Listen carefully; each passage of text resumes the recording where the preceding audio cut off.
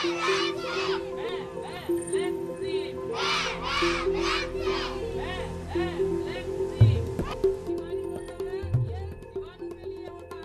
पर जो बच्चे लोग थे उन लोग का हर एक चीज यहाँ पर सिखाया गया है कि कैसे सोशल डिस्टेंसिंग मेंटेन किया जाता है, कैसे मास्क पहनना कितना जरूरी है, हैंड वॉशिंग कितना जरूरी है।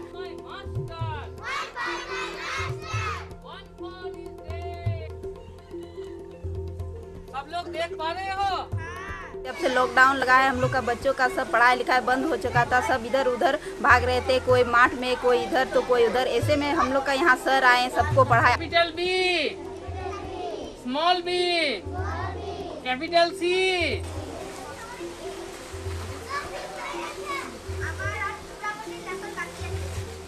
लॉकडाउन के चलते जिस स्टूडेंट ने पढ़ाई छोड़ दिया था वो अब पढ़ाई करने हमारे साथ आते हैं। हम बहुत अच्छा लगता है।